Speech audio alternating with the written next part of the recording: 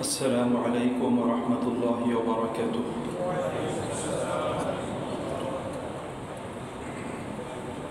نحمده ونصلي على رسوله الكريم. قال الله تعالى في كلامه المجيد: وما أمروا إلا ليعبدوا الله مخلصين له الدين. وقال رسول الله صلى الله عليه وسلم: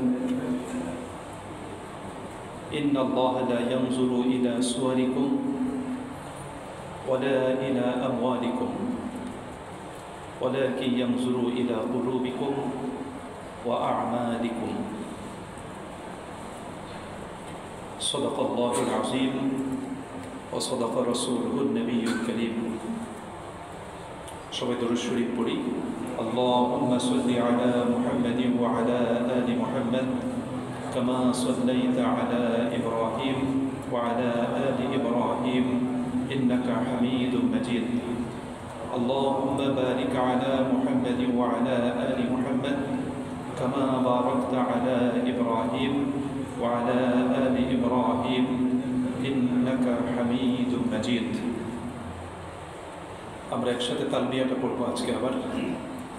لبيك اللهم لبيك لبيك لا شريك لك لبيك إن الحمد والنعمة لك والملك لا شريك لك. لبيك اللهم لبيك لبيك لا شريك لك لبيك إن الحمد والنعمة لك والملك لا شريك لك. لبيك اللهم لبيك لبيك لا شريك لك لبيك إن الحمد والنعمة لك والملك لا شريك لك. الحمد لله. সকল প্রশংসা আল্লাহ তাআলার জন্য। দরুদ এবং সালাম রাসূলুল্লাহ সাল্লাল্লাহু আলাইহি ওয়াসাল্লামের প্রতি। আলহামদুলিল্লাহ ওয়াসসালাতু ওয়াসসালামু আলা রাসূলিল্লাহ। সম্মানিত মুসলিয়ান এবং আল্লাহ পাকের ঘরের মেহমান, আল্লাহ পাকের মেহরবানিতে আমাদের আজকে হজের উপর দ্বিতীয় দিনের ক্লাস। আমি শুরুতে কোরআনুল কারীমের একটি আয়াতে কারিমা এবং রাসূল করিম সাল্লাল্লাহু আলাইহি ওয়াসাল্লামের একটি হাদিস পড়েছি। আয়াতে কারিমাতে আল্লাহ রাব্বুল আলামিন বলেন, মানুষকে ইখলাসের সাথে, আন্তরিকতার সাথে, বিশুদ্ধ চিত্তে আল্লাহ পাকের ইবাদত করার জন্য নির্দেশ প্রদান করা হয়েছে। রাসূল করিম সাল্লাল্লাহু আলাইহি ওয়াসাল্লাম বলেছেন, আল্লাহ তাআলা তোমাদের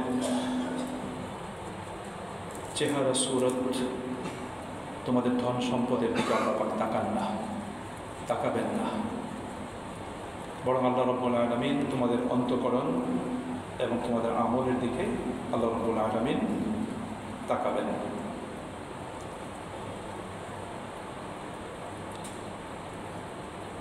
আমরা গতকালকে শুনেছি যে ইবাদতের দুইটা দিক, একটা বাহ্যিক আনুষ্ঠানিকতা আর একটা হল আভ্যন্তরীণ ইবাদতের লক্ষ্য এবং উদ্দেশ্য, দুটো দিক। এই জন্য বাহ্যিক আনুষ্ঠানিকতা এটা যেমন সঠিক নিয়মে হওয়া দরকার, আভ্যন্তরীণ অন্তর্নিহিত বিষয়টা সেটাও সঠিক হওয়া দরকার। ইখলাসকে, আন্তরিকতাকে, সহি নিয়তকে ইবাদতের প্রাণ বলা হয়। ইখলাসটা হলো ইবাদতের প্রাণ। সহি নিয়ত হলো ইবাদতের প্রাণ, আন্তরিকতা নিষ্ঠা এটা হলো যে কোনো ইবাদতের প্রাণ। অর্থাৎ ইবাদতটা হলো লিল্লাহিয়াত, আল্লাহর জন্য ইবাদত। ইবাদত শতভাগ আল্লাহ পাকের জন্য, শতভাগ ইবাদত আল্লাহর জন্য। এখান থেকে যদি কেউ সামান্য একটু অংশ যদি অন্য কোনো উদ্দেশ্যে সম্পাদন করে, তাহলে সেই ইবাদত আল্লাহ পাকের কাছে গ্রহণযোগ্য হবে না। আল্লাহ পাকের মেহেরবানিতে আমরা গতকালকে হজের উপর আমরা যারা তামাত্তু হজ করবে তাদের জন্য আমরা তামাত্তু হজের প্রথম পার্টটা আমরা শেষ করেছি, অর্থাৎ ওমরার কাজটা আমরা ক্লাসটা আমরা করেছি। আপনাদের নিশ্চয়ই মনে আছে আমরা বলেছি যে ওমরার জন্য কয় কাজ বলেছি? 6 কাজ বলেছি। তো রিপিট করি আজকে আবার। প্রথম কাজ হলো এহরাম করা, দ্বিতীয় কাজ হলো বাইতুল্লাহর তাওয়াফ করা, তৃতীয় কাজ হলো তাওয়াফের পরে 2 রাকাত নামাজ আদায় করা, চতুর্থ কাজ হলো জমজমের পানি পান করা, পঞ্চম কাজ হলো সাফা মারওয়ার সাই করা, এবং ষষ্ঠ কাজ হলো মাথার চুল মুন্ডানো কর্তন করা। এই 6টা হলো ওমরার কাজ। এরপরে আমরা এহরামের কাজের কথা বলেছি, কারণ প্রথম কাজটা হলো এহরামের কাজ। আপনি ওমরা করতে গেলেও এহরাম লাগবে, হজ করতে গেলেও এহরাম লাগবে। এহরামের জন্য ধারাবাহিক কাজ হলো 7টা। কয়টা কাজ? 7টা। 7টার ভিতর প্রথম কাজটা হলো প্রস্তুতিমূলক কাজ, আর এহরামের মূল কাজ হলো 2টা। প্রথম প্রস্তুতিমূলক কাজ হলো 5টা, যেমন প্রয়োজনীয় ক্ষৌর কাজ করা, 2 নম্বরে গোসল করা, 3 নম্বরে এহরামের কাপড় পরিধান করা, 4 নম্বরে একটু সুগন্ধ ব্যবহার করা, 5 নম্বরে তাহিয়াতুল উযু নিয়তে 2 রাকাত নামাজ আদায় করা। আর মূল কাজ হলো 2টা। সেই মূল কাজ 2টা হলো নিয়ত করা এবং তালবিয়া পাঠ করা। একটা কথা মনে রাখতে হবে যে রাসূল কারীম সাল্লাল্লাহু আলাইহি ওয়াসাল্লাম হজ এবং ওমরা ছাড়া কোনো ইবাদতের নিয়ত মুখে উচ্চারণ করে করেন নেই। কারণ নিয়তের সম্পর্ক হলো মনের সাথে, মুখের সাথে না। নিয়ত মনে মনে করতে হয়, এটা মুখে বলাটা জরুরি না। তবে হজ এবং ওমরার ক্ষেত্রে আল্লাহ রাসূল সাল্লাল্লাহু আলাইহি ওয়াসাল্লাম তিনি মুখে উচ্চারণ করে নিয়ত করেছেন, যেটা আমি গতকালকে বলেছি। আপনি যদি ওমরা করেন তাহলে রাসূলের সুন্নাহ পদ্ধতিতে নিয়ত হলো লাব্বাইকা ওমরা এটা বলা। হজ করবেন, হজের সময় আপনার নিয়ত হলো লাব্বাইকা হাজ্জা বলা, লাব্বাইকা হাজ্জা বলা, তাই না? এটাই হলো সুন্নাহ। আপনাকে যতটুকু সম্ভব হজের সকল কাজগুলো আল্লাহ নবী সাল্লাল্লাহু আলাইহি ওয়াসাল্লামের সুন্নাহ মোতাবেক সম্পন্ন করবেন যতটুকু সম্ভব। এর আগে যারা আমাদের এখানে নিয়মিত জুমার নামাজ আদায় করেন, আমি গত কয়েক জুমা আগে আমি বলেছিলাম যে সুন্নাহ এবং জায়েজ একটা জিনিস হলো যে শরীয়তে জায়েজ, এটা করা যাবে, নিষেধ নেই। জায়েজ মানে কি? অনুমোদিত, করা যাবে, বৈধতা আছে, মুবাহ, এটা জায়েজ। আর সুন্নাহ হলো যেটা রাসূল কারীম সাল্লাল্লাহু আলাইহি ওয়াসাল্লাম করেছেন সেই নিয়মে করা। এই জন্য ইবাদতে জায়েজ না জায়েজ এটা না দেখা, বরং দেখা উচিত হলো সুন্নাহ কিনা, সুন্নাহ মোতাবেক হচ্ছে কিনা, এটা আমাদেরকে দেখতে হবে। এই জন্য যে কোনো আমল, যে কোনো ইবাদত আল্লাহ নবী সাল্লাল্লাহু আলাইহি ওয়াসাল্লামের সুন্নাহ মোতাবেক আমাদেরকে সম্পাদন করতে হবে। এরপরে আমরা তাওয়াফের কথা বলেছি, ওমরার দ্বিতীয় কাজ তাওয়াফের কথা বলেছি। সব তাওয়াফ একই নিয়ম করতে হবে, সব তাওয়াফ, অর্থাৎ 7 চক্রে আপনাকে তাওয়াফ করতে হবে। একই জায়গা থেকে শুরু করতে হবে, একই জায়গাতে শেষ হবে, একই জায়গা থেকে শুরু করতে হবে, একই জায়গা থেকে শেষ করতে হবে। শুধু আপনি এহরাম অবস্থাতে যেই তাওয়াফ করবেন, একটা কথা সূক্ষ্ম মনে রাখবেন, এহরাম অবস্থাতে যেই তাওয়াফ, শুধু সেই তাওয়াফটাতেই ইস্তেমা হবে, রমল হবে। সেই ক্ষেত্রে ওমরার যে তাওয়াফটা আছে, ওমরার তাওয়াফে ইস্তেমা হবে, রমল হবে। তারপরে আপনার হজ্জে কেরান এবং হজ্জে ইফরাদে তাওয়াফে কুদুম বলা হয়, যেটা প্রথম তাওয়াফ, সেই তাওয়াফে ইস্তেমা হবে, রমল হবে। হজের ফরজ তাওয়াফ যেটা, সেই তাওয়াফে কিন্তু ইস্তেমাও নেই, রমলও নেই। হজের ফরজ তাওয়াফ যেটা, সেই তাওয়াফে ইস্তেবাও নাই, রমলও নেই। বিদায়ী তাওয়াফ যেটা, সেই তাওয়াফেও ইস্তেবা নেই, রমল নেই। এরপরে মক্কাতে অবস্থানকালীন সময় আপনারা যত নফল তাওয়াফ করবেন, সেই নফল তাওয়াফে ইস্তেবাও নেই, রমলও নেই। শুধু রমলটা হবে, ইস্তেবাটা হবে ওমরার তাওয়াফে এবং কিরান এবং ইফরাদ হজকারীদের প্রথম যে তাওয়াফ, যেটাকে তাওয়াফে কুদুম বলা হয়, সেই তাওয়াফে ইস্তেবা এবং রমল হবে। এই জিনিসটা মনে রাখবেন। তা আমরা আজকে বলেছিলাম যে আজকে আমরা যে হজের মূল আলোচনাটা করব, হজের মূল আলোচনা। মাঝখানে দুটো কথা আমি বলে রাখি।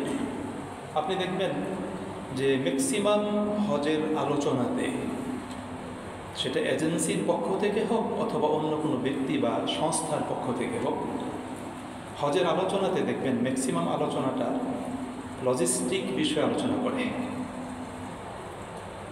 হোটেলের মান, হোটেল কত দূরে, রাস্তা কেমন, কি খাইতে দিবে, কিভাবে থাকতে দিবে, বিছানা কেমন হবে, এক রুমে কয়জন থাকবো, মিনাতে তাঁবুটা কেমন হবে, টয়লেটে কী অবস্থা, সেখানে কয়জনে লাইন ধরতে হবে, আরাফাতে কি খাবো, আরাফাতে কিভাবে যাব, মুজদালিফাতে কীভাবে যাব, সেখান থেকে কীভাবে আসবো, জামরাতে কীভাবে যাব, জামরা থেকে আবার মক্কাতে কীভাবে আসবো। দেখেন শুধু লজিস্টিক আলোচনাগুলো বেশি করে। একটা জিনিস মনে রাখবেন, লজিস্টিক জিনিসের প্রয়োজন আছে, তবে লজিস্টিক জিনিসের গুরুত্ব, প্রয়োজনীয়তা যদি আপনি হজের পুরো প্যাকেজকে যদি মার্কিং করতে চান 100 নম্বরের উপর, তাহলে লজিস্টিক বিষয়ে মার্ক হলো মাত্র 10।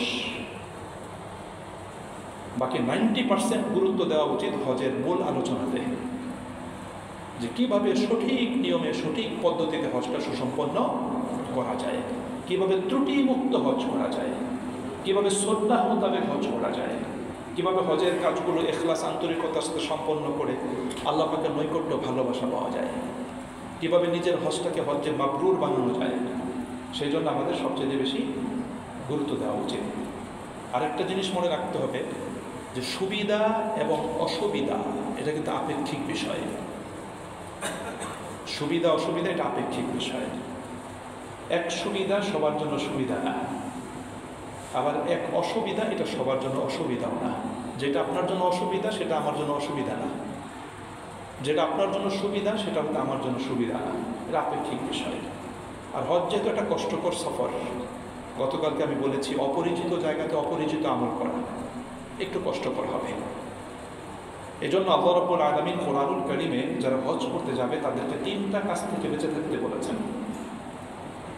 সূরা বাকারার 197 নম্বর আয়াতে আল্লাহ তাআলা বলেছেন, ফামান ফারাদা ফীহিন্নাল হাজ্জা ফালা রাফাথা ওয়ালা ফুসুকা ওয়ালা জিদালা ফিল হজ। আল্লাহ বলছেন যে ব্যক্তি হজ করবে সে যেন 3টা কাজ না করে। 3টা কাজ কি? একটা রাফাস। রাফাস হলো অশ্লীল কাজ, একটা অশ্লীল কাজ সে যেন এটা না করে। অর্থাৎ যৌন সংক্রান্ত যে সমস্ত কর্মগুলো আছে, অশ্লীল কথা মুখে বলা, অশ্লীল ইঙ্গিত করা, অশ্লীল কোনো আচরণ করা, এটা নিষেধ করা যাবে না। ওয়ালা ফুসুকা, কোনো পাপ কাজ করা যাবে না। কোনো পাপ কাজ, সেটা দৈহিক পাপ কাজ হোক, মৌখিক পাপ কাজ হোক, এবং আপনার গিয়ে যে কোনো পাপ কাজ হোক, এই পাপ কাজটা করা যাবে না। 3 নম্বরে বলা জিদাল। জিদাল হলো ঝগড়াঝাটি, মারামারি, তর্ক বিতর্ক, এটা করা যাবে না। কেমন?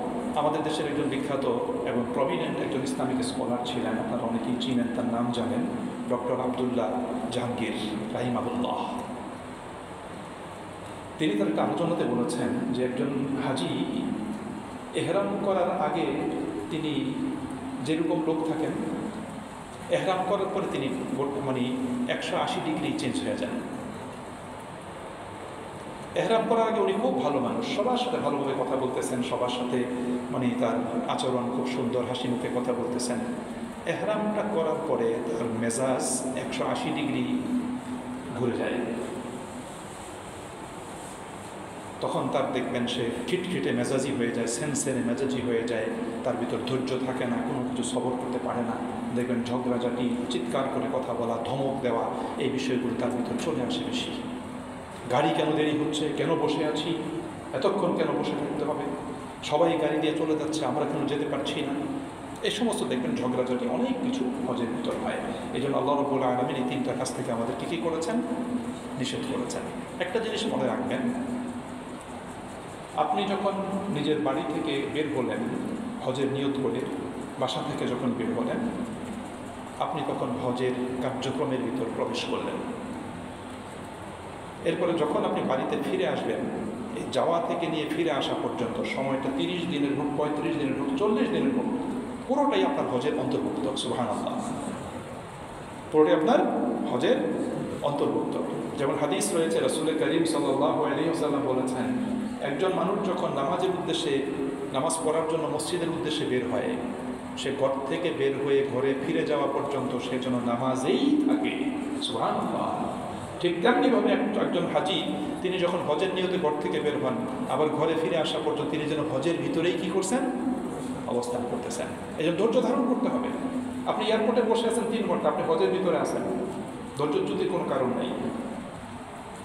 আপনি হজ ক্যাম্পে বসে আছেন, আপনি জেদ্দা এয়ারপোর্টে বসে আছেন, আপনি হোটেল লবিতে বসে আছেন, গাড়ির জন্য অপেক্ষা করতেছেন। মুয়াল্লিম হয়তো বলেছে এশার নামাজের পরে গাড়ি আসবে, সে গাড়ি আসছে ভোর 4টায়, মনে করেন, হতে পারে। আপনাকে সবর করতে হবে। সবর করলে আপনি সফলকাম হবেন। আর যে সবর আপনি না করেন, উত্তেজিত হয়ে যান, আপনি যদি সেই ফুসুকি কাজ করেন, আপনি যদি জিদাদি কাজ করেন, তাহলে আপনি ব্যর্থ হবেন, শয়তান সফলকাম হবে। এই জন্য হজের সফরে শয়তানকে কোনো সুযোগ দেওয়া যাবে না, এটা মনে রাখতে হবে। এটা গুরুত্বপূর্ণ কথা, কিন্তু এই সুযোগটা আপনাকে দেওয়া যাবে না। তাহলে আমরা আজকে কিন্তু হজের যে মূল আলোচনাটা আমরা সংক্ষেপে সেরে নেব ইনশাআল্লাহ আজিজ। সংক্ষেপে আলোচনা, হজের মূল কাজ হলো, হজের মূল কাজ 8ই যুলহাজ্জা থেকে নিয়ে 13ই যুলহাজ্জা, 6 দিন। 8ই যুলহাজ্জা থেকে নিয়ে 13ই যুলহাজ্জা, এই 6 দিন হলো হজের কাজ। এটা আমাদেরকে মনে রাখতে হবে, ঠিক আছে?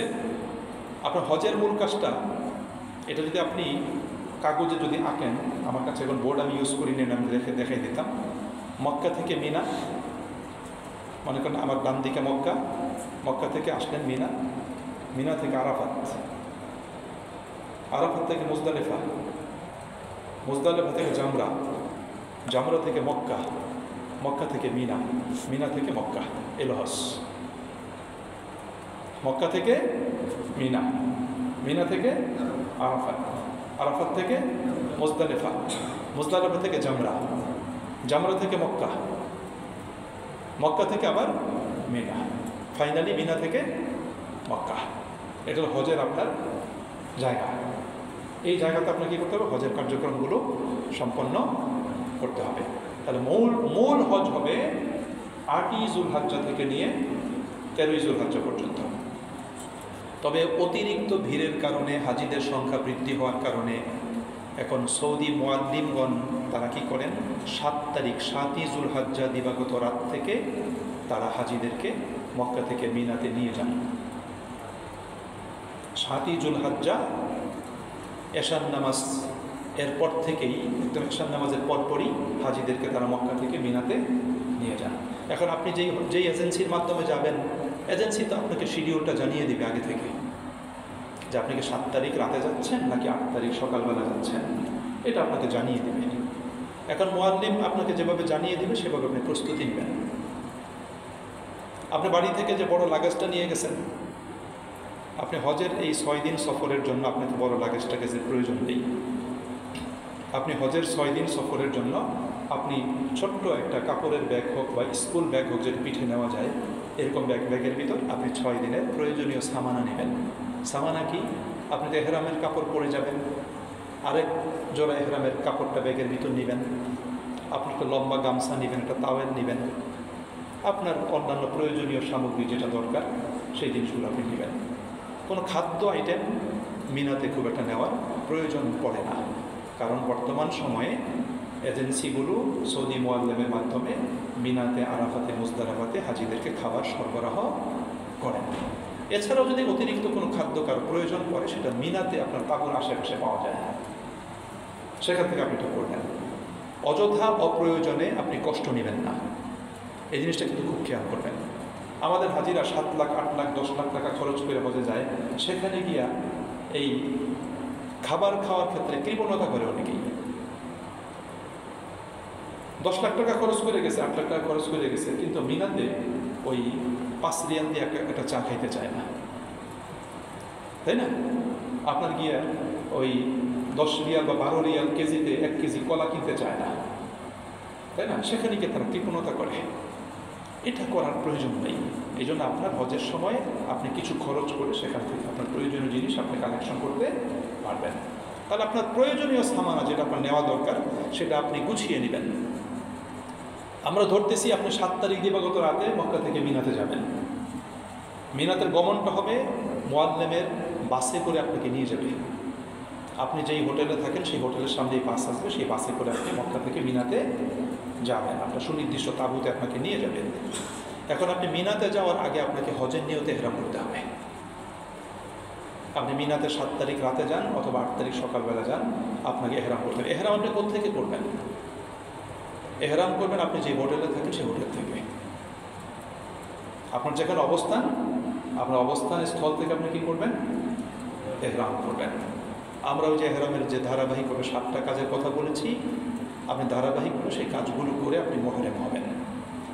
আপনার প্রয়োজন পড়লে ক্ষৌর কাজ করবেন, 2 নম্বরে গোসল করবেন, 3 নম্বরে ইহরামের কাপড় পরিধান করবেন, 4 নম্বরে একটু সুগন্ধ ইউজ করবেন, 5 নম্বরে হোটেলের রুমেই 2 রাকাত নামাজ আদায় করে নেন। ওখানে 2 রাকাত নামাজ আদায় করে নেন। আর ম্যাক্সিমাম হোটেলে একটা প্রেয়ার রুম থাকে, ডাইনিং রুম যেমন থাকে একটা প্রেয়ার রুম থাকে, সেখানে কিন্তু 2 রাকাত নামাজ পড়ে নেন। তারপরে আপনি হজের নিয়ত করেন, লাব্বাইকা হাজ্জা বলেন, তালবিয়া পাঠ করেন, 3 বার একসাথে তালবিয়া পাঠ করেন, মুহরিম হয়ে গেলেন। বাস মুহরিম হলেন তো হলেন। এখন আপনাকে কিন্তু খুব সতর্কতার সাথে অবস্থান করতে হবে, সতর্কতা অবলম্বন করতে হবে, যাতে ইহরামের পবিত্রতা ক্ষুণ্ণ না হয়। ইহরাম অবস্থাতে নিষিদ্ধ যে সমস্ত বিষয়গুলো আছে সেগুলো সংগঠিত না হয়। আপনি ইহরাম করে ফেলছেন, এখন আপনি আল্লাহ পাকের ধ্যান এবং খেয়ালে চলে যান। তাসবিহ, তাহলিল, তালবিয়া, ইস্তেগফার, দুরূদ শরীফ, এই সমস্ত আমলগুলো মুখে মুখে করতে থাকেন, এই কাজগুলো করেন। তাহলে আপনি ইহরাম করে ফেললেন। ইহরাম করে প্রয়োজনীয় সামানা গুছিয়ে আপনি অবস্থান করেন। গাড়ি আসলে আপনার মুআল্লিম আপনাকে গাড়িতে উঠিয়ে মক্কা থেকে মিনাতে নিয়ে যাবে। এটা 7 তারিখ দিবাগত রাতের কথা বলতেছি। 7 তারিখ দিবাগত রাতে আপনি এশার নামাজ পড়ে আপনি খাবার টাবার খেয়ে আপনি কোথায়? গাড়ি দিয়ে মিনাতে চলে গেলেন, সুনির্দিষ্ট তাঁবুতে। মিনাতে যাওয়ার পরে এই রাতে আপনার কোনো কাজ নেই। তাঁবুতে প্রবেশ করার পর আপনার জন্য বিছানা আছে, আপনার জন্য বিছানা থাকবে। বাংলাদেশের ম্যাক্সিমাম হাজিদের ক্যাটাগরি হলো মানে সি ক্যাটাগরি বা ডি ক্যাটাগরি, হাজিদের ক্যাটাগরি সি বা ডি ক্যাটাগরি। সি এবং ডি ক্যাটাগরিতে সেখানে তাঁবুর ভিতরে দেখবেন যে সেখানে ছোট্ট একটা ফোমের বিছানা আছে, 1.5 ফিট প্রস্থ একটা ফোম, বা 1.5 ফিটের চেয়ে একটু কমই থাকে। 1.5 ফিট প্রস্থ একটা ফোমের বিছানা থাকবে, একটা ছোট্ট পাতলা একটা বালিশ থাকবে, একটা মানে বেডশিট চাদর থাকবে, সেটাই আপনার বিছানা। সেখানে আপনাকে 3 দিন বা 4 দিন সেখানে থাকতে হবে, ঠিক আছে না? এবং সেই তাঁবুর ভিতরে সেখানে ধৈর্য ধারণ করে সেখানে অবস্থান করতে হবে। বাসা বাড়িতে যেরকম আরামের বিছানায় থাকেন, আরাফাতে মিনাতে সেরকম আরামের বিছানা চিন্তা করার কোনো প্রয়োজন নেই। যেটা মিলেছে আপনি সেইভাবে সেখানে অবস্থান করবেন। রাতের বেলা পৌঁছে গেলেন, রাতে আপনি সেখানে পৌঁছার পরে আপনি রাতে বিশ্রাম নেন। সম্ভব হলে শেষ রাতে উঠেন তাহাজ্জুদের সময়, উঠে আপনি তাহাজ্জুদের নামাজ পড়েন 2-4 রাকাত, যে কয় রাকাত আপনি পারেন। তারপরে মিনাতে ফজরের নামাজ পড়লেন। সেখানে প্রত্যেকটা তাঁবুতে আজান দিয়ে ইকামতের মাধ্যমে জামাতের সাথে সেখানে নামাজ হবে। আপনি সেখানে কি করলেন? ফজরের নামাজ পড়লেন। ফজরের নামাজ পড়লেন, ফজর নামাজ পড়ে তারপর সারাদিন মিনাতেই অবস্থান, সারাদিন মিনাতেই অবস্থান, জোহর, আসর, মাগরিব, এশা তাঁবুতেই। এশার নামাজের পরে আপনাকে রাতের বেলা, এশার নামাজের পর থেকে মিনা থেকে আরাফাতে নিয়ে যাবে। তাহলে আমি 7 তারিখ দিবাগত রাতে মিনাতে আসলাম, রাত চলে গেল, 8 তারিখ সারাদিন মিনাতে থাকলাম। কেমন? 8 তারিখ দিবাগত রাতে আপনাকে মিনা থেকে আরাফাতে নিয়ে যাবে। কোনো কোনো মুয়াল্লিম এটা যে নেওয়া শুরু হয় এশার নামাজের পর থেকে, এই নেওয়াটা পরদিন একদম দ্বিপ্রহরের আগ পর্যন্ত হাজিরা যেতেই থাকে। অসংখ্য লক্ষ লক্ষ হাজি তাদেরকে নিতে হয়। অনেকের সিরিয়াল তার ট্রানটা আসে, মনে করেন আপনার গিয়ে সেই ফজরের রক্ত হয়ে যায়, এরকম দেরি হয়। যাই হোক, এরকম আপনারা আপনাদের মুআল্লিম আপনাদেরকে যেভাবে নিয়ে যায়, রাত থেকে নেওয়া শুরু হবে, আপনারা আরাফাতে 8 তারিখ দিবাগত রাতে আরাফাতে চলে গেলেন। 8 তারিখ দিবাগত আরাফাতে চলে গেলেন। আরাফাতেও এখন বর্তমানে কিন্তু খোলা আকাশ না, এখন আরাফাতেও কিন্তু বিশাল বিশাল তাঁবু আছে, বিশাল বিশাল তাঁবু। এক তাঁবুর ভিতর 500-700 হাজি সেখানে ধরে, তাই না? এরকম বড় বড় তাঁবু সেখানে আছে আরাফাতে। আপনি ইউন মিশন করছেন না? আপনি করছেন? ইউন মিশনে বড় বড় রাব হল তৈরি করে না? সেম রাব হলের মতো এরকম কি আছে সেখানে আপনার বড় বড় তাঁবু আছে। সেই তাঁবুর ভিতর ডেজার্ট কুলার আছে, এসি আছে, এরকম সেখানে কোনো সমস্যা নেই। তাঁবুর ভিতরে ডেজার্ট কুলার, এসি দেওয়া আছে। তা আপনি সেখানে গিয়ে তাঁবুর ভিতরে আপনার গ্রুপের সব হাজিতে একসাথেই থাকবেন। আরাফাতে চলে গেলেন। আরাফাতে যাওয়ার পর যদি রাতের বেলা আরাফাতে চলে যান, সকালবেলা ফজরের নামাজ আরাফাতে পড়তে হবে তাঁবুর ভিতরে, আজান দিয়ে নিজেরা জামাতের সাথে পড়তে হবে। কেমন? আপনার মিনাতে কিন্তু শুধু এসে অবস্থান, এবং মিনাতে ফরজ সালাত ব্যতীত হজের অন্য কোনো কাজ নেই। শুধু জিকির, আসকার, তাসবিহ, তাহলিল, দোয়া, মুনাজাতে নিজেকে ব্যস্ত রাখা, নফল আমল নিজেকে ব্যস্ত রাখা। 8 তারিখ যেটা মিনাতে থাকলেন, এখন 9 তারিখে আপনি 8 তারিখ দিবাগত রাতে অথবা 9 তারিখ সকালবেলা মিনা থেকে আরাফাতে চলে আসলেন। এই 9 যুলহজ্জা এটা হলো ওকুফে আরাফা, আরাফার দিন। এই দিন পুরো দিন আপনাকে আরাফাতে থাকতে হবে। ওকুফে আরাফা হলো ফরজ। হজের ফরজ কয়টা? 3টা। হজের ফরজ কয়টা? 3টা। এহরাম করা, আরাফাতে ওকুফ করা, তাওয়াফে জিয়ারা করা, এই 3টা হলো হজের ফরজ কাজ। মনে থাকবে না? এই 3টা ফরজ কাজ আপনাকে করতেই হবে। এহরাম করতে হবে, যেটা আপনি মক্কাতে এহরাম করে মিনাতে আসছেন।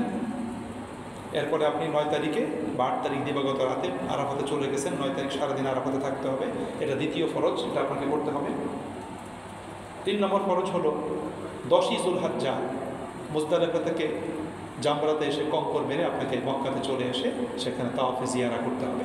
যদি আপনি 10 তারিখ তাওয়াফে জিয়ারা করতে পারেন আলহামদুলিল্লাহ, 10 তারিখ করতে না পারলে 11 তারিখ করবেন, 11 তারিখ করতে না পারলে 12 তারিখ করবেন, তাই না? ধারাবাহিকভাবে পরবর্তী দিনগুলোতে আপনাকে তাওয়াফে জিয়ারা করতে হবে। এটা তাহলে আমরা আরাফাতে চলে গেলাম। আরাফাতে যাওয়ার পরে সকালবেলা একটা মুস্তাহাব আমল আছে, সুন্নাহ আমল, সেটা হলো সম্ভব হলে আরাফাতে গোসল করা, যদি সম্ভব হয়। এটা ম্যান্ডেটরি, ওয়াজিব বা ফরজ না, তাই না? ওই বাথরুমে টয়লেটের ভিতর একটা পাইপ লাগানো থাকে, ওইটা দিয়ে কোনো মতো গোসল সারতে হয়, তাই না? এরকম অনেক সময় ভিড়ের জন্য পারাও যায় না, যদি পারা যায় করলেন আলহামদুলিল্লাহ। আপনি একটা বড় গামছা নিয়ে যাবেন, যে লম্বা বড় গামছাগুলো পাওয়া যায়, হাঁটু পর্যন্ত ঢেকে যায়, এরকম গামছা নিয়ে যাবেন। আপনি গামছাটা পরে এহরামের কাপড় রেখে গোসল করে শরীর আলতোভাবে মুছে আবার এহরামের কাপড় পরে আপনি চলে আসবেন। এহরামের কাপড় প্রয়োজনে চেঞ্জ করা যাবে, ঠিক আছে? এহরামের কাপড় প্রয়োজনে চেঞ্জ করা যাবে। আপনি মনে করেন 7 তারিখ দিবাগত রাতে যে এহরামের কাপড়টা পরে এহরাম করে বের হয়েছেন, সেই এহরামের কাপড়টা আপনার গায়ে কি আছে 7 তারিখ রাত থেকে নিয়ে 8 তারিখ সারাদিন, 8 তারিখ দিবাগত রাত, 9 তারিখ সকাল পর্যন্ত সেই কাপড় আপনার পরনে আছে। এখন আরাফাতে আপনি ওকুফ করবেন, আপনি চাইলে এই কাপড়টা চেঞ্জ করে সাথে যে আরেকজন কাপড় নিয়ে আসছেন, ফ্রেশ কাপড়, ঠিক আছে, ওকুফ যখন করবো ফ্রেশ কাপড়টাই পরে নেই, আপনি ওইটা চেঞ্জ করে এটা পরে নেবেন। তাহলে আরাফাতের ময়দানে মুস্তাহাব আমল কি? গোসল করা, যদি করতে পারেন, সম্ভব যদি হয়। না করতে পারলে কোনো সমস্যা নেই। গোসল করে তারপর আপনি তাঁবুতে অবস্থান করলেন, সকালে নাস্তা করবেন তাঁবুতে, তারপর সেগুলো বিশ্রাম করবেন। একটু বিশ্রাম করে নেওয়া ভালো, তাহলে আপনার শরীরটা একটু সতেজ থাকবে যদি বিশ্রাম করে নেন। বিশ্রামটা জরুরি, কারণ আপনাকে এই 8 তারিখ, এই 9 তারিখ আরাফাত ওকুফে আরাফার পর থেকে নিয়ে মুজদালিফার রাত এবং পরের দিন আপনাকে কিন্তু প্রচুর কষ্টের অনেকগুলো কাজ করতে হবে। এই জন্য একটু রিল্যাক্স মুডে থেকে সঠিকভাবে ইবাদত করার জন্য নিজেকে তৈরি রাখা সব সময়। তাহলে আরাফাতে আপনি গোসল টোসল করে নিজের তাঁবুতে চলে আসলেন, সেখানে আপনি নিজের মতো করে অবস্থান করে নফল আমল করেন, নফল আমল করলেন। নফল আমল করার পরে আরাফাতে আপনার অবস্থান যেখানেই হোক না কেন, আমি কিন্তু এসপার সুন্নাহ আল্লাহ রাসূল যেটা করেছেন সেই আলোকে আমি কথা বলবো, ঠিক আছে? আমি কিন্তু ফিকহি ইমামদের ইখতিলাফি কোনো বিষয় আমি বলবো না, যেটা হাদিসে আসছে সেটা বলবো, যেটা আল্লাহ রাসূল করেছেন, ঠিক আছে? আল্লাহ নবী সাল্লাল্লাহু আলাইহি ওয়াসাল্লাম আরাফাতে তিনি জোহর আসরের নামাজ একসাথে পড়েছেন জোহরের সময়। জোহর এবং আসরের নামাজ আল্লাহ রাসূল কি করেছেন? একসাথে পড়েছেন। জোহর 2 রাকাত পড়েছেন, আসরও 2 রাকাত পড়েছেন। নবী করিম সাল্লাল্লাহু আলাইহি ওয়াসাল্লাম, এটা আল্লাহ রাসূলের আমল। আল্লাহ নবী সাল্লাল্লাহু আলাইহি ওয়াসাল্লাম আরাফাতে জোহরের সময় জোহর এবং আসরের নামাজ কসর করে একসাথে আদায় করেছেন। এখন এটা নিয়ে আমাদের সমাজ জীবনে আমাদের দেশের আলেমরা একটু ইখতিলাফ করেন। আমি গতকালকে বলেছি যে আরাফাতের ময়দানে কিন্তু হাজিরা ঝগড়াঝাটি করে, মারামারিও করে। মারামারি করতেও দেখেছি হাজিরা, একদম মারামারি ঘুষাঘুষি নাক টাক ফাটাই দিচ্ছে, এরকমও দেখেছি আমি, তাই না? এটা আরাফাতে হাজিরা এটা করে, এটা করার কোনো প্রয়োজন নেই। আপনি যদি দেখেন যে এখানে মাযহাবি ইখতিলাফ নিয়ে ঝগড়া হচ্ছে এবং যদি আপনার গ্রুপে তারা যদি জোহরের সময় জোহর পড়ে পূর্ণ নামাজ পড়ে, আসরের সময় আসর পড়ে পূর্ণ নামাজ পড়ে, আপনি চাইলে তাদের সাথে পড়তে পারেন, আর যদি না চান তাহলে আপনি আলাদাভাবে নামাজ পড়তে পারেন। ঝগড়ার কোনো প্রয়োজন নেই যে আমি পড়বো না, আমি আল্লাহ রাসূল যেটা আমল করেছেন আমি সেটা আমল করবো, আমি ইখতিলাফি মাসালাতে যাব না। তবে নবী করিম সাল্লাল্লাহু আলাইহি ওয়াসাল্লাম জোহরের সময় জোহর এবং আসরের নামাজ কি করেছেন? একসাথে আদায় করেছেন। এটাই হলো সুন্নাহ, এটা আল্লাহ রাসূল সাল্লাল্লাহু আলাইহি ওয়াসাল্লামের সুন্নাহ। এরপরে ওকুফে আরাফাটা শুরু হবে দ্বিপ্রহরের পর থেকে নিয়ে, সূর্য পশ্চিম আকাশে ঢলে পড়ার পর থেকে নিয়ে দ্বিপ্রহরের সময় শুরু হবে। এই সময়টা খুব গুরুত্বপূর্ণ। এই সময় আরাফাতে অবস্থান করা এবং আরাফাতে আপনি আল্লাহ পাকের জন্য বেশি বেশি দোয়া করা। তো 9 তারিখ আরাফাতে সকাল হলে সকাল ফজরের নামাজের পর থেকে আরেকটা আমল আছে, সুন্নাহ আমল। সেটা কি? তাকবীরে তাশরিক পাঠ করা। তাকবীরে তাশরিক পাঠ করা 9 তারিখ 9 যুলহজ্জা থেকে তাকবীরে তাশরিকটা শুরু হবে। কেমন? আমার সাথে বলেন, আল্লাহু আকবার, আল্লাহু আকবার, লা ইলাহা ইল্লাল্লাহ, আল্লাহু আকবার,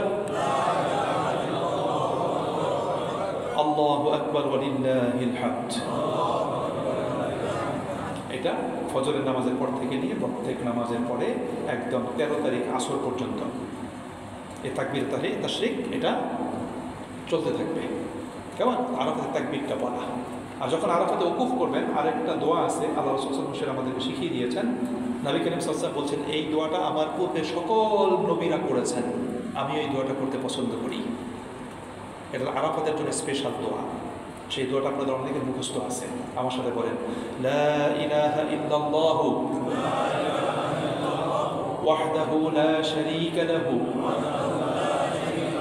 লাহুল মুলকু ওয়া লাহুল হামদু ওয়া হুয়া আলা কুল্লি শাইইন কাদির। এই দোয়াটা বেশি বেশি পড়া। তাহলে তাকবীর বলা, এই দোয়াটা পড়া এবং বেশি বেশি তালবিয়া পড়া, আর আল্লাহ পাকের কাছে ক্ষমা চাওয়া, বেশি বেশি দোয়া করা। ওকুফে আরাফাটাই হলো হজ। আল্লাহ রাসূল সাল্লাল্লাহু আলাইহি ওয়াসাল্লাম বলেছেন, আল হাজ্জু ইয়াউম আরাফাহ, আরাফাতের দিনটাই হলো হজ। আল্লাহ নবী সাল্লাল্লাহু আলাইহি ওয়াসাল্লাম বলছেন যে আরাফাতের দিনে আল্লাহ রাব্বুল আলামিন তার অসংখ্য বান্দাকে আল্লাহ পাক সেদিন কি করেন? মাফ করে দেন। এবং আরাফাতে যারা অবস্থান করে তাদেরকে নিয়ে আল্লাহ রাব্বুল আলামিন ফেরেশতাদের সাথে আল্লাহ পাক কি করেন? গর্ব করেন। আল্লাহ বলেন, দেখো আমার বান্দারা উস্কো খুস্কো চুল নিয়ে ধুলো মলিন হয়ে এই ময়দানে তারা উপস্থিত হয়েছে, তারা আমাকে ডাকছে, তোমরা সাক্ষী থাকো আমি আমার বান্দাদেরকে মাফ করে দিলাম। এই জন্য আরাফাতে বেশি বেশি করে দোয়া করা। এই ওকুফকালীন সময় একটা সময় আপনি নিজে বেছে নেবেন কখন আপনার জন্য সুবিধা হয়। আপনি তাঁবু থেকে বের হয়ে খোলা আকাশের নিচে চলে যাবেন একটা সময়, তাঁবু থেকে বের হবেন, একা বের হবেন অথবা আপনার সাথে যদি কেউ থাকে ঘনিষ্ঠ, একজন দুজন থাকে, তাহলে আপনি খোলা আকাশের নিচে বের হবেন। আপনার সাথে আপনার মিসেস থাকলে তাকে নিয়ে বের হবেন। আর হয়তো অসংখ্য গাছ আছে, যে কোনো একটা গাছের নিচে ছায়াতে চলে যাবেন, সে খোলা আকাশের নিচে, সেখানে আপনি আকাশের দিকে হাত উত্তোলন করে আল্লাহ পাকের কাছে দীর্ঘ সময় দোয়া করবেন। আরাফাতে চেষ্টা করুন নিজের চোখের পানি বের করার জন্য, অন্তরকে বিগলিত করার জন্য, এবং আপনার প্রয়োজনীয় সব কথা আরাফাতের ময়দানে আল্লাহ রাব্বুল আলামিনকে আপনি বলবেন। তাহলে আপনি এই 9 তারিখ সারাদিন আপনি আরাফাতে কী করলেন? অবস্থান করলেন, আল্লাহ পাকের কাছে আপনি দোয়া করলেন। এরপরে যখন সূর্যাস্ত হবে, সূর্যাস্ত যখন হবে, সূর্যাস্ত পর্যন্ত আরাফাতে অবস্থান। সূর্যাস্ত হলে মাগরিবের ওয়াক্ত হয় না, কিন্তু মাগরিবের নামাজ আপনি আরাফাতে পড়বেন না। মাগরিবের ওয়াক্ত হয়ে গেছে, মাগরিবের নামাজ আপনি আরাফাতে পড়বেন। আল্লাহ রাসূলের সুন্নাহ হলো আল্লাহ রাসূল মাগরিবের ওয়াক্ত হয়ে গেলে সূর্যাস্তের পরে আরাফাতে মাগরিব পড়েন নাই। নবী করিম সাল্লাল্লাহু আলাইহি ওয়াসাল্লাম মাগরিব পড়েছেন কোথায়? মুজদালিফাতে গিয়ে, তাই না? এখন ইদানিং হাজিদেরকে আরাফাত থেকে মুজদালিফাতে নেওয়ার জন্য তারা বাস ইউজ করে, বিভিন্ন মুআল্লিম, আর যারা ট্রেন ইউজ করে তারা তো ট্রেনে সেভাবে যান। এই জন্য আগে থেকেই তাঁবু থেকে বের করে বাসে উঠায় বসায় রাখে হাজিদেরকে। এই জন্য বাসে উঠে বসায় রাখলে আপনার কোনো সমস্যা নেই, আপনি তো আরাফাতেই আছেন, বাসে আছেন, আরাফাতেই আছেন, সমস্যা নেই। বাসে বসে বসেই মানে আল্লাহকে ডাকেন, তাসবিহ তাহলিল পাঠ করেন, দোয়া করতে থাকেন বাসে বসে বসে। মন খারাপ করার কোনো কিছু নেই। অনেক সময় হাজিরা মন খারাপ করে যে হ্যাঁ এখন সূর্যাস্ত যায় নাই, এখনই আমাদেরকে গাড়িতে উঠে গেছে, বাসে উঠে গেছে। আর মন খারাপের কিছু নেই, আপনি তো আরাফাতেই আছেন। এই জন্য মন খারাপের কোনো কারণ নেই, আপনি আরাফাতে থাকেন। তাহলে আপনাকে আরাফাতে বাস যোগে আরাফাত থেকে আপনাকে মুজদালিফাতে নিয়ে যাবে, অথবা কেউ কেউ নিজেরা গ্রুপ করে হেঁটে তারা আরাফাত থেকে মুজদালিফাতে চলে আসে। সেটা অবস্থার পরিপ্রেক্ষিতে আপনি সিদ্ধান্ত নেবেন। আপনি অবস্থার পরিপ্রেক্ষিতে আপনি সিদ্ধান্ত নেবেন। কেমন? রাসূল করিম সাল্লাল্লাহু আলাইহি ওয়াসাল্লামের হাদিস হলো আরাফাত থেকে মুজদালিফাতে আসা এর মর্যাদা হলো ঘর থেকে বের হয়ে মসজিদে কদম রাখার সমতুল্য। সুবহানাল্লাহ।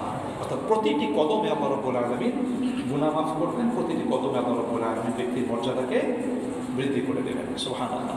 এই জন্য গ্রুপ করে যদি সম্ভব হয় আপনি সেটা করলেন, অথবা আপনি গাড়িতে উঠলেন, যেটা আপনার জন্য সুবিধা। তাহলে আমরা 9 তারিখ সারাদিন আরাফাতে অবস্থান করলাম। 9 তারিখ সূর্যাস্তের পরে আমরা হেঁটে হোক অথবা গাড়ি যোগে হোক আরাফাত থেকে কোথায় চলে আসলাম? মুজদালিফাতে চলে আসলাম। আরাফাত থেকে মুজদালিফার দূরত্ব হলো 6 কিলোমিটার। অবস্থান ভেদে দূরত্ব বৃদ্ধি পাবে অথবা কমবে। আর আপনার আরাফাতে যেখানে অবস্থান সেখান থেকে যে দূরত্ব সেটা কমতে পারে অথবা বাড়তে পারে। আপনি আরাফাত থেকে মুজদালিফাতে চলে আসলেন। আরাফাতে তাঁবু ছিল, মুজদালিফাতে তাঁবু নাই, খোলা আকাশের নিচে রাস্তার উপরে। এখন একদম সব সিরামিক ইট দিয়ে সেখানে রাস্তাটা সুন্দর মসৃণ করে বিশাল বিশাল এলাকা তৈরি করে রাখা হয়েছে। আপনি খোলা আকাশের নিচে সেখানে অবস্থান করতে হবে। আপনি গাড়ি যোগে আসলে গাড়ি থাকবে যে জায়গায়, তার আশেপাশে আপনাকে অবস্থান করতে হবে। আরাফাতে আসার পরে আপনার প্রথম কাজ হলো নিজে ফ্রেশ হয়ে ওযু করে আপনাকে সালাত আদায় করতে হবে। মাগরিব এবং এশা মুজদালিফাতে, মাগরিব এবং এশা, মাগরিব এবং এশা আপনাকে আদায় করতে হবে। ঠিক আছে? তার ওযু করে এখানেও কিন্তু দুই নামাজ একসাথে, একটা আজান হবে, দুইটা ইকামত হবে। প্রথম ইকামত দিয়ে মাগরিবের 3 রাকাত নামাজ পরে এটা শেষ করে ইকামত দিয়ে এশার 2 রাকাত নামাজ। এশার 2 রাকাত নামাজ শেষ করার পরে প্রত্যেকে ব্যক্তিগতভাবে একা একা বিতরের নামাজ পড়ে নেবেন। একা একা বিতরের নামাজ পড়ে নেবেন। নামাজ পড়া শেষ, মুজদালিফাতে বিশ্রাম, রিল্যাক্স। হাদিসে এসেছে রাসূল করিম সাল্লাল্লাহু আলাইহি ওয়াসাল্লাম মুজদালিফাতে রাত জাগরণ করে ইবাদত করেন নাই। মুজদালিফাতে রাত্রি জাগরণ করা এটা জায়েজ, বাট এটা সুন্নাহ না। সুন্নাহ হলো মুজদালিফাতে বিশ্রাম গ্রহণ করা, এবং বিশ্রাম গ্রহণ করার পর ওলামায়ে কেরাম এই মতামতটাই এই জন্য দেন, কারণ পরদিন আপনাকে অনেকগুলো কাজ করতে হবে। কারণ ম্যাক্সিমাম হাজিকে মুজদালিফা থেকে মিনা পর্যন্ত, জামরা পর্যন্ত হেঁটে যেতে হয় ম্যাক্সিমাম হাজিদেরকে। অর্থাৎ মোর দেন 80% হাজি মিনাতে কীভাবে যাবে? হেঁটে যাবে। আর বাকি 20% হাজি তারা হয়তো বাস টাস যোগে যাবে। এই জন্য পরদিন কিন্তু অনেক কষ্টকর কাজ। এই জন্য আরাফাত থেকে আসার পরে মুজদালিফাতে মাগরিব এশার নামাজ পড়ার পরে এদিন হলো 9 তারিখ দিবাগত রাত। এই রাত হলো 10 তারিখের রাত। 9 তারিখ দিবাগত রাত। এই রাতে আপনি মুজদালিফাতে অবস্থান করলেন। আপনি চাইলে নামাজ পড়ার পরে আপনি জামরাতে নিক্ষেপ করার জন্য কঙ্কর, শয়তানকে কঙ্কর মারার জন্য মুজদালিফাতে কঙ্করগুলো কালেকশন করতে পারেন। আপনি যেখানে অবস্থান করবেন তার আশেপাশেই দেখবেন যে অনেক ছোট ছোট নুড়ি পাথর সেখানে রেখে দেওয়া হয়েছে, আপনি সেখান থেকে নেবেন, সেখান থেকে নিতে হবে। 4 দিন কঙ্কর মারার জন্য মোট কঙ্করের প্রয়োজন হয় 70টা। কটা প্রয়োজন হয়? 70টা প্রয়োজন হয়, তাই না? আপনি সাথে আরও কয়েকটা 5-10টা বেশি সেখান থেকে নিয়ে নিলেন। কঙ্করগুলো কালেকশন করার পরে, নেওয়ার পরে এগুলো পানি দিয়ে ধুবেন না। কঙ্করের সাইজ হবে এই ছোলা বুটের চেয়ে একটু, সেই পরিমাণ বা তার চেয়ে একটু বড়, এটা কঙ্করের সাইজ হবে। আপনি এটা মুজদালিফাতে কালেকশন করে নিলেন। মুজদালিফাতে রাত্রি যাপন করলেন, সকালবেলা ফজরের নামাজ পড়লেন। ফজরের নামাজ পড়ার পরে মুজদালিফাতে কেবলামুখী হয়ে দোয়া করা, এটা দোয়া কবুলের সময়। মুজদালিফার কোরআনিক নাম হলো মাশআরে হারাম। মাশআরে হারাম, এখানে আপনি দোয়া করবেন। আরাফাতে যেরকম চোখের পানি ফেলে দিয়ে দোয়া করেছেন, আপনি মুজদালিফাতে চোখের পানি ফেলে দিয়ে এই ফজরের নামাজের পরে আপনি দোয়া করবেন। ফজরের নামাজের পরে দোয়া করার পরে সূর্য উদয়ের আগেই মুজদালিফা থেকে মিনার উদ্দেশ্যে আপনাকে নিয়ে যাবে, জামরার উদ্দেশ্যে। অনেক এজেন্সি তার হাজিদেরকে মুজদালিফা থেকে সরাসরি জামরাতে নিয়ে যায়, অনেক এজেন্সি হাজিদেরকে মুজদালিফা থেকে মিনার তাঁবুতে নিয়ে যায়, আবার অনেক এজেন্সি হাজিদেরকে মুজদালিফা থেকে নিয়ে যারা মিনার আশেপাশে হোটেল নিয়েছে, আজিজিয়াতে, শিশাতে, তারা সেখানে হাজিদেরকে নিয়ে যায়। এটা আপনার এজেন্সি আপনাকে কীভাবে নিয়ে যাবে সেটা তারা বলবে। তবে মুজদালিফা থেকে আপনাকে 10 তারিখ ফজরের নামাজ আমরা মুজদালিফাতে আদায় করলাম। আদায় করার পরে কেবলামুখী হয়ে দোয়া করলাম। দোয়া করার পরে আমরা মুজদালিফা থেকে জামরার উদ্দেশ্যে রওনা হলাম। এদিন কয় তারিখ? 10 তারিখ, 10ই জুলহাজ্জা। 10ই জুলহাজ্জা। এদিন আপনাকে অনেকগুলো কাজ করতে হবে। 10ই জুলহাজ্জা আপনাকে জামরাতে পৌঁছার পরে, সেদিন 10 তারিখে প্রথম কাজ হলো বড় জামরাতে 60টা কঙ্কর মারা। এটাকে জামরাতুল আপনার গিয়ে আকাবা বলা হয়, জামরাতুল আকাবা। আপনি যখন জামরাতে ঢুকবেন, প্রথম করে ছোট জামরা, তারপরে হবে মধ্যম জামরা, এরপরে হবে বড় জামরা। অর্থাৎ লাস্টের যেটা আপনি মক্কার দিকে যেটা সন্নিকটে, এটা হলো জামরাতুল আকাবা বা বড় জামরা। আপনাকে প্রথম দিন 10 তারিখে শুধু বড় জামরাতে কয়টা কঙ্কর মারতে হবে? 60টা কঙ্কর মারতে হবে। কঙ্কর তো আপনার সাথেই আছে, তাই না? এই কঙ্কর মারার সময় একটু রিল্যাক্স থাকবেন। সেখানে কিন্তু নিজের আবেগটাকে নিয়ন্ত্রণে রাখতে হবে। অনেকে আবেগে উত্তেজিত হয়ে যায় সেখানে যাওয়ার পরে, এবং অধিকাংশ সময় হাজিদের দুর্ঘটনাগুলো জামরাতে ঘটে থাকে। গত বছর যে হাজিরা মারা গেছে অনেক হাজি, গত বছর তো প্রচণ্ড গরম ছিল, এবছর কিন্তু প্রচণ্ড গরম থাকবে। গত বছর কিন্তু তাপমাত্রা ছিল 50+। ইভেন হজের দিন যেদিন মুজদালিফা থেকে যেদিন মিনার উদ্দেশ্যে হাজিরা আসতেছে, সেদিন রাস্তায় পানির খুব ক্রাইসিস ছিল, এবং সেদিন ছিল 56 তাপমাত্রা। চিন্তাই করতে পারেন কীরকম অবস্থা। এই জন্য গত বছর প্রায় 1,500 হাজি কিন্তু মৃত্যুবরণ করছে। এই জন্য মুজদালিফা থেকে যখন আপনি মিনার উদ্দেশ্যে যাবেন, আপনার কাছে অন্তত 1/2 লিটার পানি কিন্তু আপনি নিজের কাছে রাখবেন, সবসময় রাখতে হবে নিজের কাছে। ছাতা রাখবেন যদি হাঁটতে হয়, যাতে মাথার উপরে ছাতাটা থাকে আপনার। সানগ্লাস রাখবেন যদি সম্ভব হয়, সানগ্লাস, ছাতা, পানি নিজের কাছে অবশ্যই রাখতে হবে। এটা কিন্তু দরকার। আপনি জামরাতে চলে গেছেন, প্রথম দিন জামরাতে বেশ ভিড় হবে, ধাক্কাধাক্কি হবে। আপনি যদি একটু রিল্যাক্স মোডে থাকেন, একটু যদি ধৈর্য ধারণ করেন, আস্তে ধীরে যদি অগ্রসর হন, তাহলে দেখবেন যে এখানে কোনো সমস্যা কিন্তু হয় না। এই জন্য উত্তেজিত হওয়া যাবে না, এবং আবেগ আপ্লুত হয়ে কিন্তু আপনাকে তড়িৎ কোনো কাজ করা যাবে না। ধীরস্থিরভাবে মনে শান্তভাবে কাজগুলো সম্পন্ন করতে হবে। আপনি জামরার চতুর্দিকে যে দেয়াল দেয়া আছে, জামরার চতুর্দিকে আছে বুক বরাবর দেয়াল আছে চতুর্দিকে, জামরার চতুর্দিকে। এই দেয়ালের মাঝখানে হাউস জামরার। আপনার কঙ্করটা জামরার পিলারে লাগার পরে হাউসের ভিতরে পড়বে। আপনি জামরাতে কঙ্কর মারার সময় একদম, এটা জামরাটা তো অনেক বেশ বড় মনে করেন, এটা প্রায় মনে করেন প্রায় প্রায় 40 ফিটের মতো এটা প্রস্থ, তাই না? এটা প্রায় 40 ফিট প্রস্থ। সুতরাং এখানে আপনাকে তাড়া করার কোনো কিছু নেই। আপনি প্রথম না গিয়ে শেষ দিকে চলে যান, ওইদিকে ভিড় কম থাকে। আস্তে আস্তে যাবেন, দেয়ালের কাছে দাঁড়াবেন, দেয়ালের কাছে দাঁড়িয়ে শান্ত মনে একটা একটা করে কঙ্কর মারবেন। প্রতিটা কঙ্কর মারার সময় আপনি বিসমিল্লাহি আল্লাহু আকবার, বিসমিল্লাহি আল্লাহু আকবার একটা একটা করে মারবেন। কেমন? কঙ্কর মারা শেষ। 10ই যুলহজ্জা আপনার প্রথম কাজ কমপ্লিট হয়ে গেল। আপনি জামরাতে আসার আগ পর্যন্ত তালবিয়া পড়বেন, জামরাতে এসে তালবিয়া স্টপ হয়ে যাবে।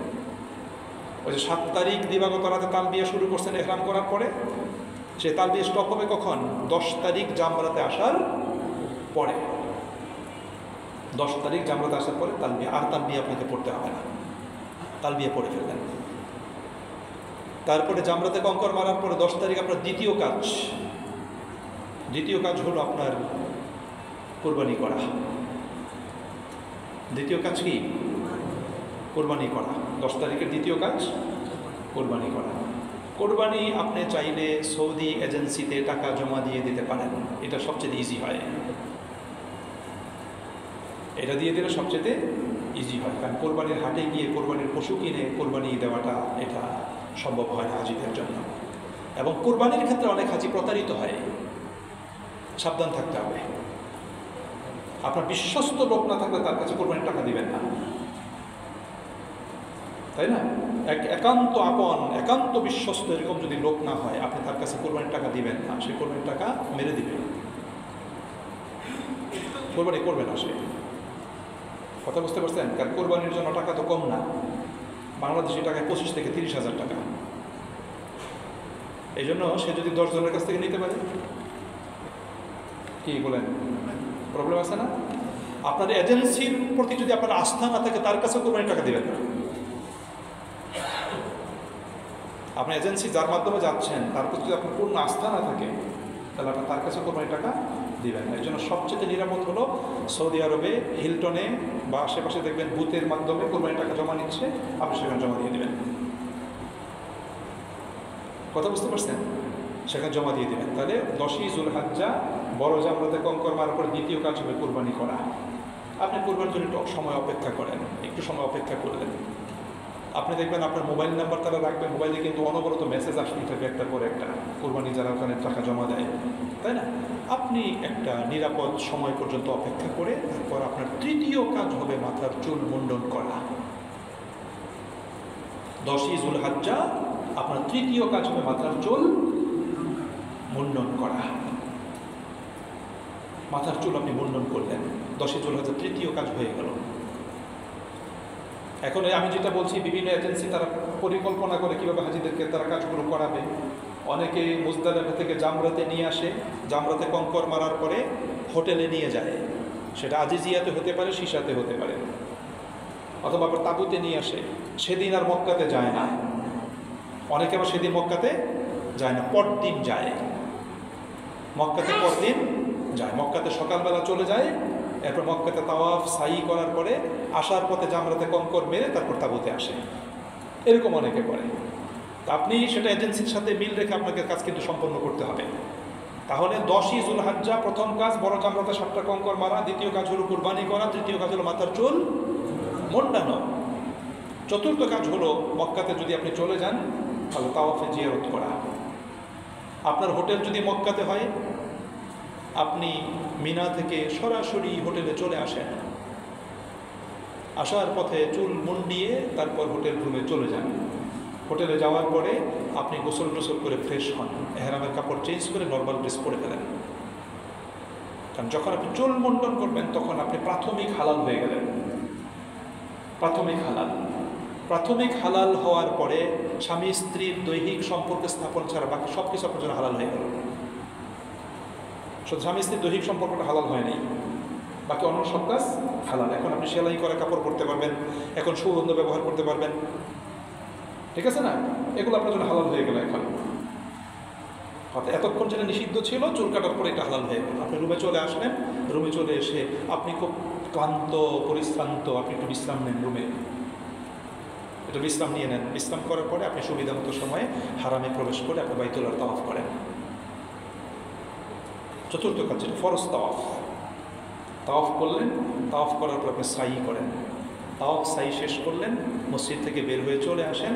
আসার পরে আপনি এখন আবার মিনাতে আপনাকে রাতের বেলা চলে যেতে হবে। 10 তারিখ যদি আপনি তাওয়াফ এবং সাই করে ফেলেন, তাহলে 10 তারিখ দিবাগত সন্ধ্যায় বা রাতে আপনাকে আবার মিনাতে চলে যেতে হবে। কারণ 10 তারিখ দিবাগত যে রাত, এটা হলো 11ই জুলহাজ্জার রাত। 11ই জুলহাজ্জা এবং 12ই জুলহাজ্জার 2 রাত মিনাতে থাকাটা কিন্তু ওয়াজিব। যদিও ফুকাহারা এটা নিয়ে ইখতিলাফ করছেন, অনেকে এটাকে সুন্নতে মুআক্কাদা বলছেন, কিন্তু আল্লাহ রাসূল সাল্লাল্লাহু আলাইহি ওয়াসাল্লাম মিনাতে অবস্থান করছেন। শরঈ ওজর ছাড়া কাউকে মিনা পরিত্যাগ করতে আল্লাহ রাসূল নিষেধ করছেন, মিনা পরিত্যাগ করা যাবে না।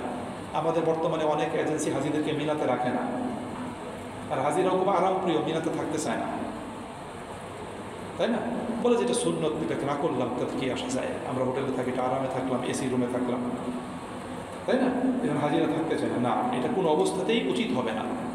এই জন্য 10 তারিখ তাওয়াফ এবং সাই করার পরে কি করতে হবে? মিনাতে চলে যেতে হবে, মিনাতে তাঁবুতে চলে যেতে হবে। মিনাতে তাঁবুতে যাওয়ার পরে আপনি, এটা হলো 11 তারিখের রাত, সেই রাতে তাঁবুতে গিয়ে বিশ্রাম নেন, তাঁবুতে বিশ্রাম নেন। এরপরে দিনের বেলা 11 তারিখ ফজরের নামাজ পড়লেন, তারপরে তাঁবুতে অবস্থান করলেন, ব্যক্তিগত আমল ইবাদত এগুলি করেন।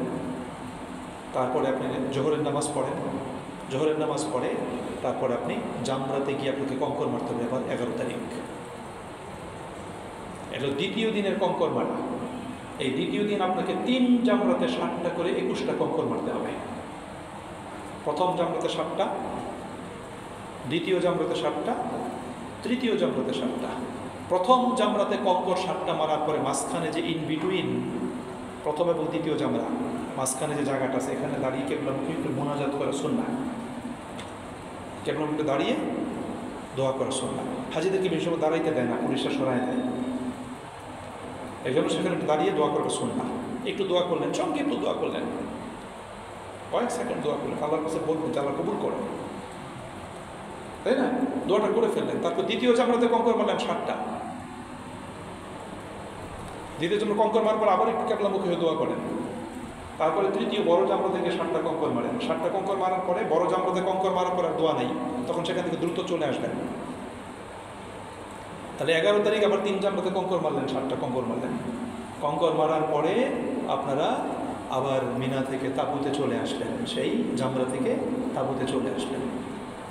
তাঁবুতে আসার পরে দিনের বাকি অংশ তাঁবুতে অবস্থান, রাতের বেলা তাঁবুতে অবস্থান, পরদিন 12 তারিখ তাঁবুতে অবস্থান। দ্বিপ্রহরের পরে জোহরের নামাজ পড়ে আবার জামরাতে গিয়ে 12 তারিখ আবার 3 জামরাতে 3 7 21টা কঙ্কর নিক্ষেপ করা আগের নিয়মে। 12 তারিখ কঙ্কর নিক্ষেপ করার পরে আপনি চাইলে মিনা থেকে মক্কাতে চলে আসতে পারেন, আপনার হোটেলে চলে যেতে পারেন। আপনি 12 তারিখ চাইলে কি করতে পারেন? মিনা থেকে মক্কাতে বা আপনার হোটেল যেখানে আজি জিয়াদা শিশাতে যেখানেই হোক না কেন আপনি চলে আসতে পারেন। কিন্তু আপনার জন্য শর্ত হলো আপনাকে সূর্যাস্তের পূর্বে মিনা ত্যাগ করতে হবে।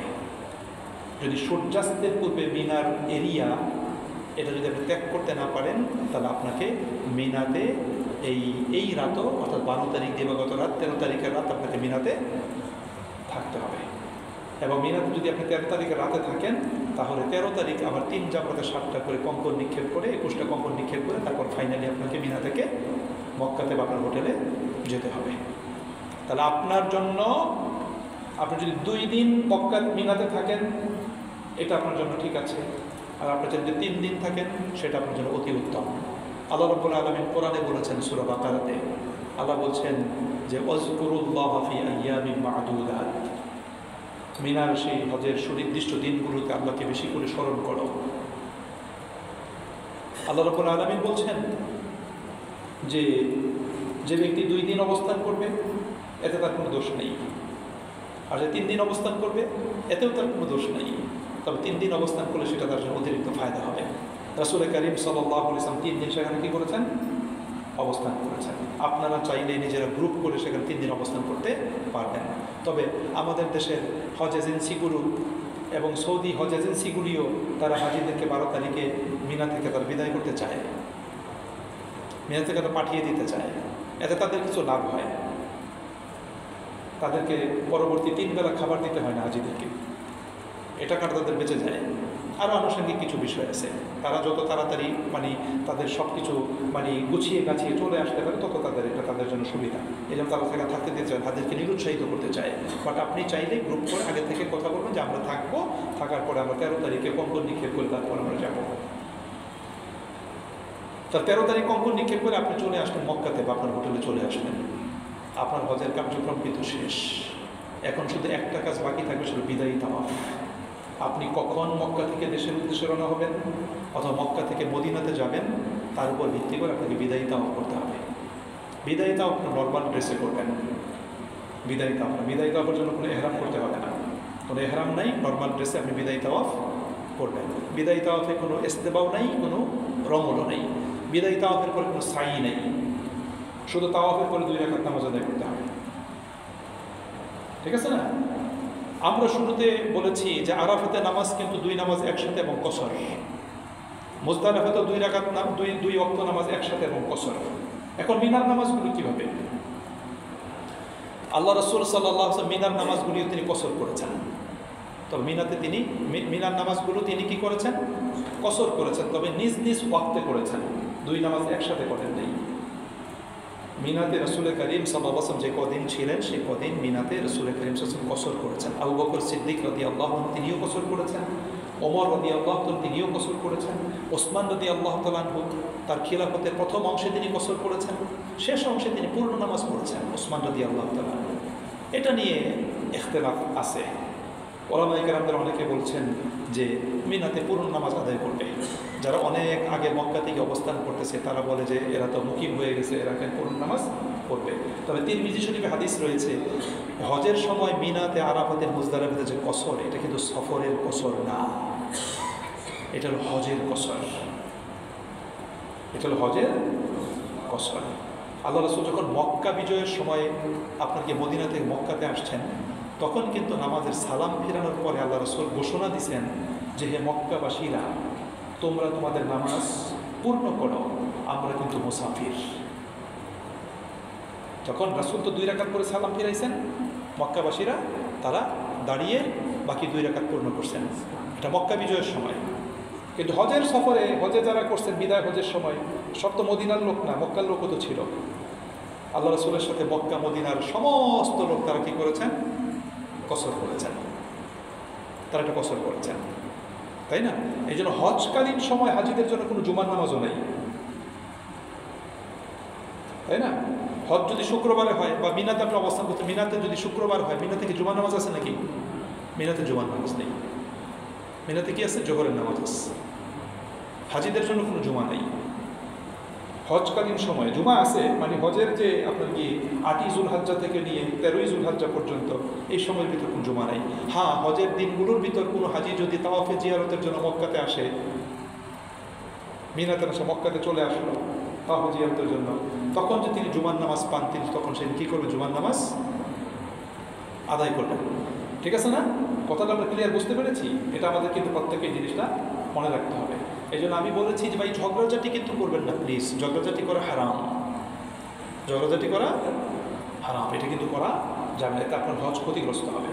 তাহলে আমরা আবার বলছি, 7 তারিখ দিবাগত রাতে এহরাম করে কোথায় চলে গেলেন? মিনাতে চলে গেলেন। 8 তারিখ সারাদিন মিনাতে অবস্থান করলেন। হজের কোনো কাজ নেই, ব্যক্তিগত আমল, নামাজ এবং ব্যক্তিগত আমল। 8 তারিখ দিবাগত রাতে মনে করেন মিনা থেকে আরাফাতে চলে গেলেন। রাতের বেলা কোনো হজের কোনো কাজ নেই আরাফাতে, সেখানে আছে ফজরের নামাজ এবং রাতে ব্যক্তিগত আমল। 9 তারিখ দিনের বেলা আরাফাতে অবস্থান, সম্ভব হলে গোসল করে ওকুফের জন্য প্রিপারেশন নেওয়া, তাবুতে অবস্থান করা, ব্যক্তিগত আমল করা এবং ফজরের নামাজের পরে তাকবীরে তাশরিক পড়া, আল্লাহু আকবার, আল্লাহু আকবার, লা ইলাহা ইল্লাল্লাহ, আল্লাহু আকবার, আল্লাহু আকবার ওয়া লিল্লাহিল হামদ। এবং এই দোয়াটা পড়া, লা ইলাহা ইল্লাল্লাহ ওয়াহদাহু লা শারীকা লাহু লাহুল মুলকু ওয়া লাহুল হামদু ওয়া হুয়া আলা কুল্লি শাইইন কাদির, এই দোয়াটা পড়া। এবং আরাফাতে তাঁবুর ভিতর থেকে একটা সময় বের হয়ে 2 হাত উত্তোলন করে খোলা আকাশের নিচে দীর্ঘ সময় আল্লাহ পাকের দরবারে দোয়া করা। ওকুফ শেষ হয়ে গেল। 9 তারিখ সূর্যাস্তের পরে আরাফাত থেকে মুজদালিফাতে চলে আসা। মুজদালিফাতে আসার পরে মাগরিব এশা একসাথে আদায় করা, কঙ্কর সংগ্রহ করা এবং মুজদালিফার রাতে বিশ্রাম নেওয়া। সকালবেলা ভোরবেলা ঘুম থেকে উঠে ফজরের নামাজ আদায় করা, ফজরের নামাজ আদায় করে কিবলামুখী হয়ে আল্লাহ পাকের দরবারে দোয়া করা।